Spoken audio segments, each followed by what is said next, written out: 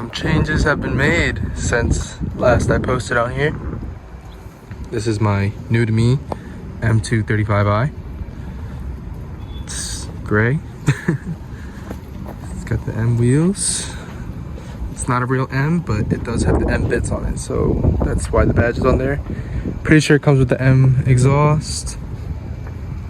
It's N55. It's not, you know, the B58, but this thing is so tiny that I think I can make some power off this. It's really, really nice though. I love this car. So, a little update on what happened with G. And she got totaled. Drunk driver hit my car in the middle of the night, and one of my buddies actually told me like, hey, dude, your car's got hit. I was like, you're lying. He's like, no, I'm so serious. Like, it's fucking destroyed. I was like, stop. So then I go check it out. Boom. Car was done. Totaled. Insurance totaled the next day. That was like last week. And now I'm in this. So let me show you around in the car. So this is the interior.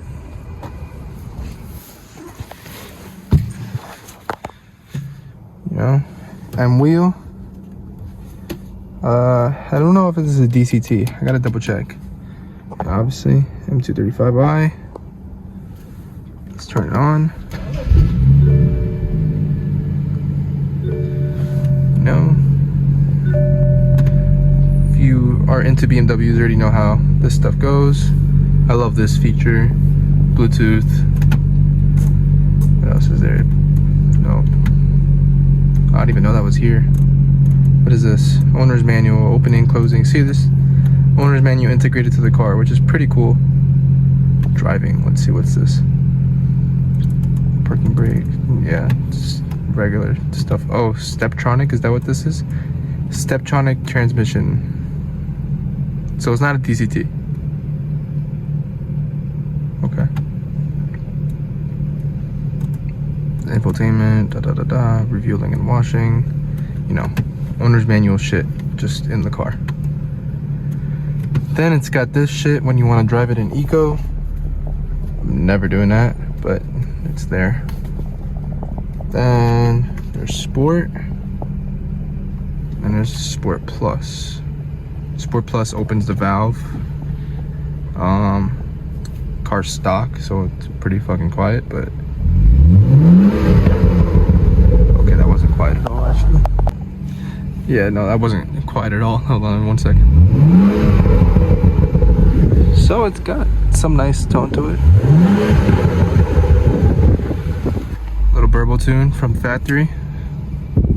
Can't complain. And then strip computer. Just go back to sport displays. Yeah, and it's got the white interior. It wasn't my first pick, but dude, look at the mileage. 44,000 miles, that's nothing. Especially in these BMW cars. You know, everything's picky with BMW, you gotta turn it off twice. But yeah, I mean, I honestly can't complain. I love this car. The rear end looks pretty aggressive for, you know, tiny coupe, way smaller than my car. Back seats are tiny compared to my old car, but I don't know. I think this was an upgrade. I could have gone into another VQ. I could have. I thought about it. Or maybe even upgrade to like a Q60 or a Q50 with a VR30. But it's funny because I was talking about this in my last video. These things are sick. Boy, let me show you the engine bay. So my latch is actually just a little messed up. I have to push in and release twice. Shut up, car. Yeah, so here is my engine bay. N55. Stock as it could be. Really not much to it. Coolant tank. Turbos on this side. It is a single turbo. Downpipes down there. Pretty sure it's OEM. was looking into getting a Burger Motorsports intake for the sound, because obviously stock intake, at least for these cars, just way better.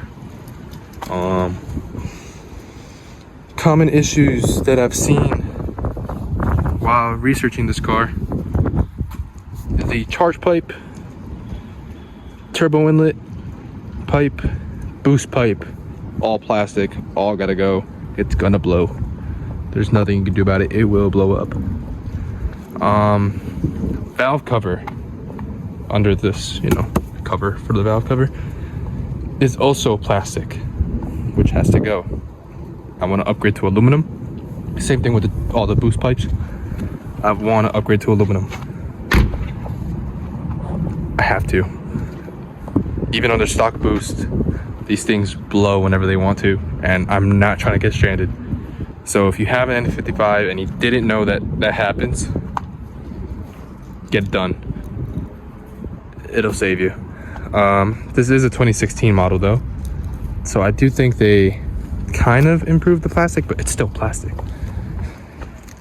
But if you have an older M235, I think these brakes are actually smaller, so I did get the bigger brakes, which is a plus, with the 4-piston road calipers. I'm not sure about the rear. I think the rear is 1 piston or 2 piston. I don't know. I gotta double check. But I love it. I love the headlights. I love the look. I'm looking realistically to push around 450 wheel eventually. I don't want anything more than that, especially in a car this light. I know when I had the G, I said I wanted to push around 500, which can be achieved in this car. Definitely not unrealistic, but it's like, then you run into problems. So common problems with this car when you do start pushing power in it is rod bearings, and I'm not trying to open up the motor for that. I did get a new job though, so you know that is definitely a plus in ownership of a vehicle. You know, you can't do this hobby without having some type of money. It's just not possible, even though it'd be nice. And some hobbies are cheaper than others, but this is what we picked. So if anyone is into the F chassis and stuff like that, let me know what fitment I should get, because right now these stock wheels are not doing it, especially at that ride height. I wanted to keep the ride height. I wanted to leave the suspension alone because realistically this is pretty low for a stock car. My G was pretty low. I didn't realize how low it was until I got into this car. But yeah, realistically, I want to keep this car hopefully at the stock ride height. If not, just springs and refresh the struts, some KWs or something like that. Other than that, I think this car's sick. I love it. It feels so different than driving the G. It's just totally different driving a turbocharged car than a naturally aspirated car. It's just, I don't know, man.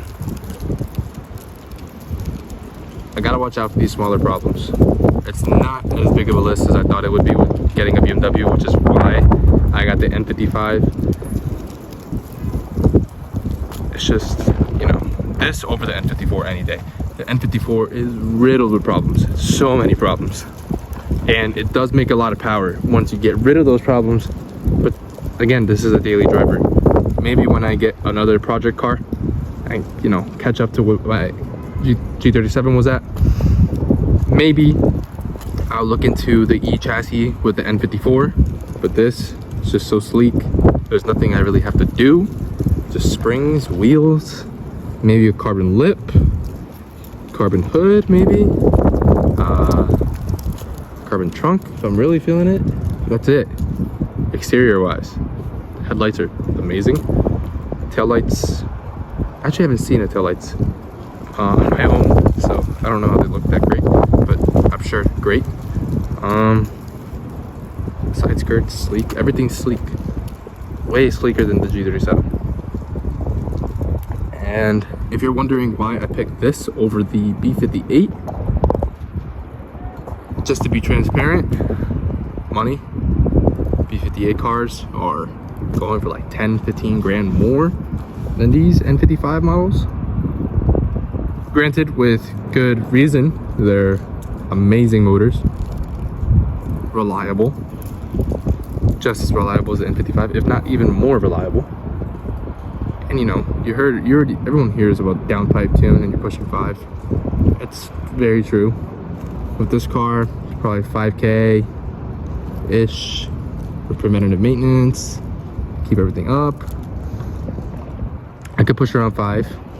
Just like I said, gotta watch out for those rod bearings, but it's the name of the game.